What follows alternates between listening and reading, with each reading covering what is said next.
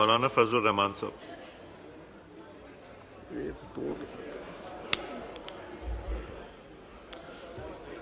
بسم اللہ الرحمن الرحیم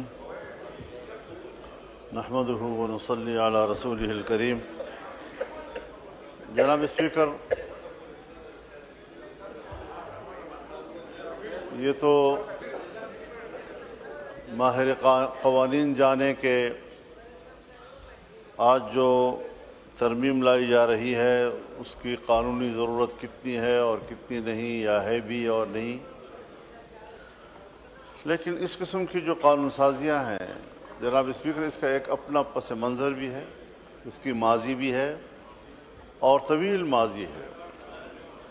دہشت گردی کے حوالے سے، دہشت گردی کے خلاف جنگ یہ صرف پاکستان میں نہیں، عالمی سطح پہ شروع ہوئی تھی، اور دہشت گردی کے خلاف جنگ کی قیادت امریکہ بہادر خود کر رہا تھا، اور پاکستان کی مشرف گورنمنٹ نے اس اتحاد کا حصہ ہونے کا فیصلہ کیا تھا. اور اس کے بعد دہشت گردی کے ساتھ ساتھ یہاں پر بدعنوانیوں کے خلاف، کرپشن کے خلاف نیب قوانین بنائے گئے. مجھے تعجب اس بات پر ہے کہ کبھی کسی قانون دان نے یا کبھی کسی پارلیمنٹیرین نے اس تمام تر تاریخ اور اس تمام تر ماضی میں، اس تمام تر قانونی چارہ-جوئیوں میں اس نکتے کو کبھی دیکھا ہے کہ ہم نے اس قانون سازی کے تحت پاکستان کے ہر فرد کو، پاکستان کے ہر شہری کو پیدائشی مجرم قرار دے دیا ہے. پاکستان کا ہر شہری اس وقت پاکستان میں مجرم ہے. حکومت اور ادارے جب چاہیں بغیر پوچھے کسی شخص کو بھی گرفتار کر سکتی ہیں، اور گرفتار کر لینے کے بعد پھر اس کو ثابت کرنا ہوگا کہ میں گناہ گار نہیں ہوں. یہ شریعت کے لحاظ سے کہاں ہے، یہ انسانیت کے لحاظ سے کہاں ہے؟ اس کا نشانہ صرف پاکستانی قوم کو کس طرح بنا دیا گیا ہے. اور پھر ہماری طرح کے کچھ کمزور ممالک، ترقی پذیر ممالک، ان کے کچھ حوالے بھی دیے جاتے ہیں کہ یہ قانون فلاں ملک میں ہے. غلط قانون کو بطور نظیر پیش نہیں کیا جا سکتا. آپ جانتے ہیں کہ کتنے ممالک ہیں دنیا میں کہ اسی طرح کی غلط قانون سازیوں اور عدالت کے غلط فیصلوں کے نتیجے میں ہمارے قانون اور ہمارے فیصلے بطور نظیر پیش نہیں کیے جا سکتے. ان عدالتوں نے بھی پابندی لگائی ہوئی ہے، ان پارلیمنٹ نے بھی پابندی لگائی ہوئی ہے. ہم کہاں جا رہے ہیں؟ میں بتانا چاہتا ہوں. ایک شخص کو گرفتار کیا گیا خفیہ رپورٹ کی بنیاد پر اپنے گاؤں سے 15-16 کلومیٹر دور، اور لگا دیا کہ جی اس کے گھر سے اسلحہ پکڑا گیا. بھائی تم گھر میں گئے نہیں ہو، تم نے 16 کلومیٹر دور اس کو پکڑا ہے، ایک دکان میں پکڑا ہے اس کو، گھر سے برآمد ہو گیا اسلحہ. اس طرح کی جھوٹ بولے جاتے ہیں. ہم نے وہ مثالیں بھی دیکھی ہیں کہ اے پی ایس حادثے سے 1 سال پہلے ایک نوجوان کو اٹھایا گیا، 1 سال پہلے اداروں کی کسٹڈی میں تھا، اور اس جرم کی پاداش میں ان کو پھانسی دی گئی اور لٹکا دیا گیا. کون سا انصاف ہے ہمارے اس ملک میں؟ کس انصاف کی آپ باتیں کر رہے ہیں؟ دہشت گردی کے خلاف جنگ کب سے شروع ہوئی؟ کب سے ہم سفر کر رہے ہیں؟ اور میرے خیال میں یہ گزشتہ 20-25 سالوں میں جو ہم نے دیکھا ہے، یہاں دہشت گردی ختم کب ہوئی ہے؟ کہ آپ کہتے ہیں کہ جی آج ایک نئی لہر آ گئی ہے. اس کے دہشت گردی ختم کب ہوئی ہے؟ اس کا سلسلہ کب ٹوٹا ہے؟ ہم اپنے گاؤں میں نہیں جا سکتے. میرے ملک کا ایک معزز شہری میرا مہمان تھا، میرے گھر سے نکلا، میرے گاؤں سے اسلام آباد کے لیے. گھر کے دروازے پر ان کو اطلاع دی گئی کہ روڈ جو ہے دہشت گردوں کے قبضے میں ہے، آپ نہیں جا سکتے. اور یہ 5 بجے کا ٹائم تھا، عصر کا. 2 دن کی بات ہے. کہاں آپ کا ریٹ؟ کہاں ہے آپ کی حکومت؟ باجوڑ میں کیا صورتحال بنی ہوئی ہے؟ اور پھر ہم پبلک کو آگے کرتے ہیں، قبیلے کو کہتے ہیں آپ بات چیت کریں۔ بابا ان کے پاس اسلحہ ہے، میں غیر مسلح ہوں۔ تمام قبائل کو آپ نے غیر مسلح کر دیا ہے، ان کے پاس اپنے تحفظ کے لیے کوئی چیز نہیں ہے، اور آپ مسلح لوگوں کے ساتھ کہتے ہیں کہ آپ مذاکرات کریں۔ فوج کیوں مذاکرات نہیں کرے گی؟ لا انفورسمنٹ ادارے کیوں مذاکرات نہیں کرے گی؟ پھر عوام کو آپ ان کے مقابلے میں لے آتے ہیں، پھر عوام کی بات نہیں مانی۔ کہاں مانتے ہیں وہ؟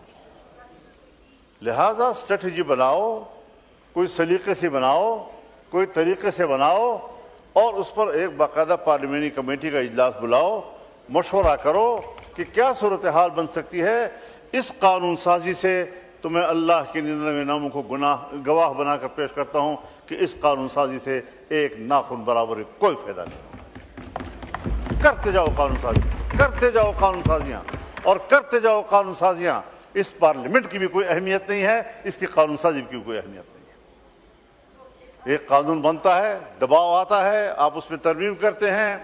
آپ نے نیب کے قانون میں ترمیم کی، اس کے بعد پتہ نہیں پھر کون کون سے راستوں سے آپ نئی قانون سازی کے تحت وہی کچھ چیزیں لاتے ہیں۔ خدا کے لیے اگر ہمارے اوپر آپ نے جبر مسلط کرنا ہے اور آپ نے جبر کا نمائندہ بننا ہے، آپ نے جمہور کا نمائندہ نہیں بننا، تو پھر آپ ٹھیک ہے، فیصلے صحیح کر رہے ہیں۔ ٹھیک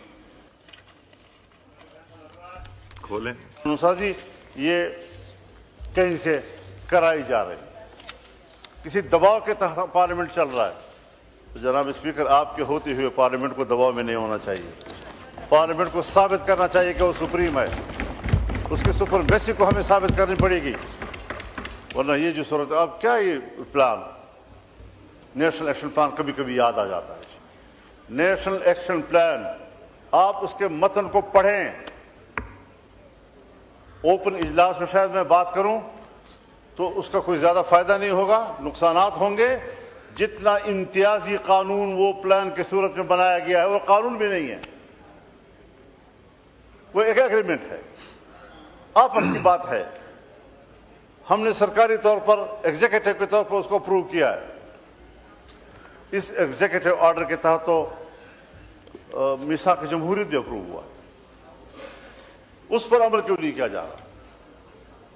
نیشنل ایکشن پلان ایک امتیازی قانون ہے۔ میں نے اجلاس کے دوران اس وقت بھی جب یہ پاس کیا جا رہا تھا، اس لمحے بھی میں نے اس کو مسترد کیا تھا، میں آج بھی فلور آف دی ہاؤس پر اس کو مسترد کرتا ہوں۔ لائے ریاست جو طاقت لائے ہمارے خلاف، ہم اس کو بھگتنے کے لیے تیار ہیں، لیکن ناجائز قانون، امتیازی قانون کو تسلیم کرنے کے لیے ہم تیار نہیں ہیں۔ آج پھر آپ ہم پر ایک مارشل لا مسلط کر رہے ہیں، آپ پھر ایک بار ہم پر ایک جبر مسلط کر رہے ہیں۔ آپ کیا کر رہے ہیں؟ راتوں رات مسجدیں گرائی جا رہی ہیں، اسلام آباد میں گرائی جا رہی ہیں، آپ خود دہشت گردی کو دعوت دے رہے ہیں، آپ تو انتہا پسندی کو دعوت دے رہے ہیں۔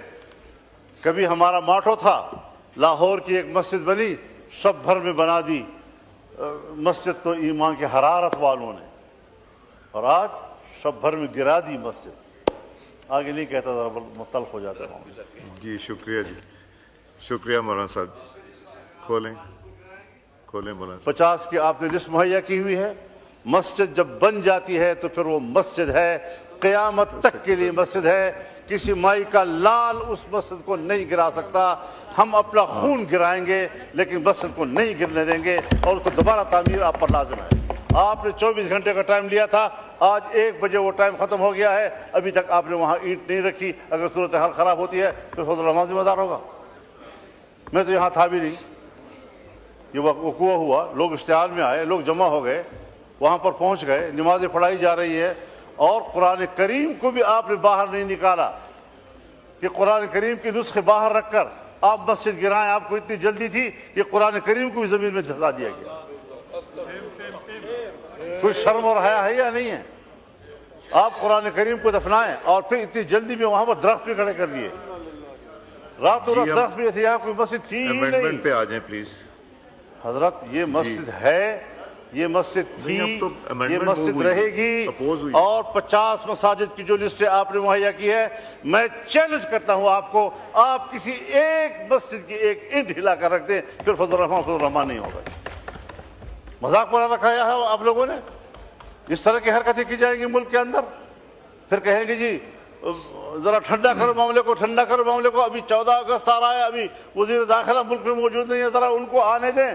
بھئی اتنا وقت آپ کو گرانے میں بھی لگا جتنا آپ ایک گھنٹے رکھنے کے لیے مانگ رہے ہیں؟ 3 گھنٹے میں آپ نے مسجد گرا دی، ہموار کر دی، قرآن مجید دفن کرا دیے، درخت لگوا دیے تاکہ نام و نشان مسجد کا نہ رہے، اور اب وہ ایک اینٹ رکھنے کے لیے آپ کہتے ہیں وزیر داخلہ کو آنے دو، 14 اگست گزرنے دو۔ حضرت یہ بات واضح ہے، جب تک پاکستان کی سرزمین پر اور اسلامی جمہوریہ پاکستان کی سرزمین پر مسجد محفوظ نہیں ہے، آپ کا یوم آزادی بیمانی ہے۔ جی امینڈمنٹ پہ آ جائیں مولانا صاحب۔ اس مذہب کے لیے، اس دین کے لیے، اسلام کے لیے، لا الہ الا اللہ کے لیے، شاعر دین کے لیے، اس کے تحفظ کے لیے اس ملک کو بنائے ہوئے ہیں، اور اسی کے لیے ہم یوم آزادی مناتے ہیں۔ اگر اسی دن ہمارے شاعر پر حملے کیے جاتے ہیں، ان کو تباہ کیا جاتا ہے، یوم آزادی کس چیز کا؟ آپ کے اوپر ایک بڑے فکر مند انسان کی میں تصویر طلال رکھی صاحب ہوئی ہے۔ پہلے یہ کر کے تو پھر آپ کو دوں گا۔ یہ کیا سوچے گا، اس کی روح کیا سوچے گی؟ جی ایمان کہاں گیا، اتحاد کہاں گیا، یقین محکم کہاں گیا، جی اور آزادی کا دن بنا رہے ہیں۔ یہ ساری چیزیں ہم تضادات کا شکار ہیں قومی سطح پر، اور ہمیں آج ہی وہاں پر وعدے کے مطابق 48 گھنٹے کے اندر، 48 گھنٹے 1 بجے پورے ہو گئے ہیں، 1 بجے پورے ہو گئے ہیں، اور ابھی تک وہاں پر اینٹ نہیں رکھی گئی۔ تو یہ خلاف ورزیاں یہ آپ کی طرف سے ہو رہی ہیں، اور خواہ آپ اشتعال کا ماحول پیدا کر رہے ہیں۔ آپ اشتعال پیدا کریں اور ہمیں کہیں کہ جی آپ کول ڈاؤن کریں، یہ نہیں ہو سکتا۔ شکریہ شکریہ جی۔